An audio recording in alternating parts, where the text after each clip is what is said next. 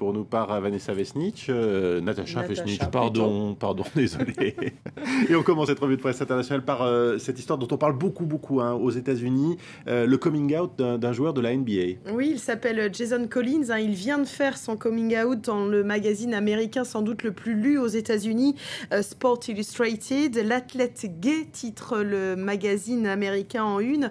Et il faut savoir, Vincent, que l'homosexualité est très tabou aux États-Unis dans le domaine du sport, qui plus est dans les sports rois, ce qu'on appelle comme ça le basketball, le hockey, le baseball et le football américain. Donc ce coming out signifie beaucoup. C'est d'ailleurs la première fois qu'un athlète de haut niveau en activité dans un sport d'équipe majeur aux États-Unis déclare qu'il est gay. D'autres l'ont fait, mais il partait à la retraite et disait j'arrête et d'ailleurs je suis gay. Là, Jason Collins dit je suis un pivot de NBA de 34 ans, je suis noir et je suis gay. C'est l'une des citations reprises dans Sport Illustrated et dans beaucoup d'autres journaux américains d'ailleurs, comme le New York Times. Le New York Times qui nous dit qu'avec ces mots, Jason Collins brise un tabou, car je vous le disais, d'autres l'ont fait avant, mais ils annonçaient leur départ à la retraite en même temps que leur coming out, comme ce joueur de football américain, Robbie Rogers, qui a révélé le mois dernier qu'il était gay et qu'il a arrêté de jouer. Bon, même si depuis, il a annoncé que peut-être il allait rejouer.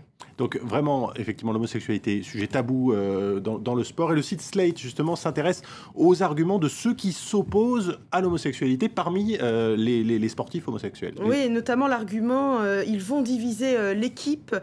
Pour le site d'info, c'est le même argument stupide que certains utilisent pour l'armée.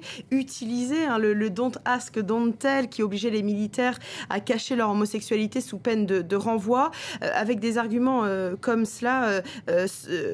Selon eux, en fait, ça allait affaiblir la cohésion de groupe et certains auraient peur d'aller prendre une douche, etc. Pour Slate, c'est bien sûr grossier. Et si l'armée a abrogé cette loi Don't Ask, Don't Tell, le monde sportif doit lui aussi le faire pour que ce ne soit plus un tabou.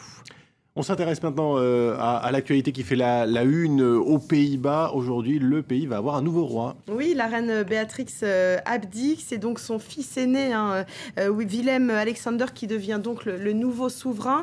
Il est en une du quotidien néerlandais, évidemment, de Télégraphe, avec sa mère et son épouse. On le découvre actuellement à l'écran.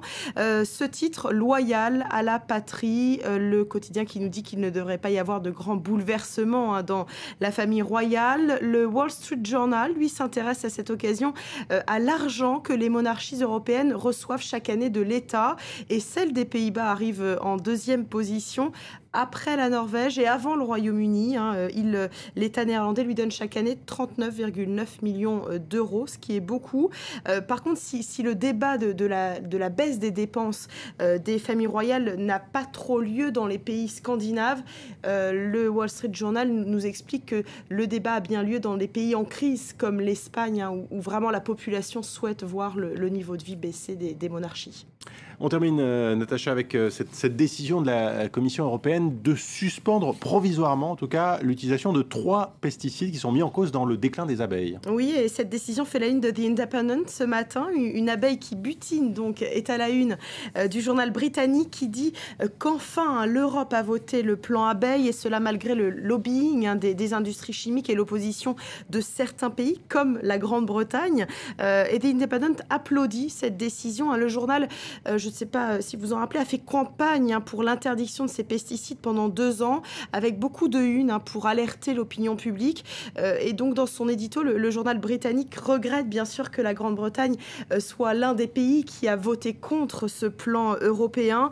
Comme c'est décevant, s'exclame le journal, mais on peut se réjouir quand même que le bon sens existe ailleurs en Europe et que cette interdiction européenne s'applique partout, y compris au Royaume-Uni. Voilà donc pour la revue de presse internationale. Merci Natacha Vesnich. Bonne journée.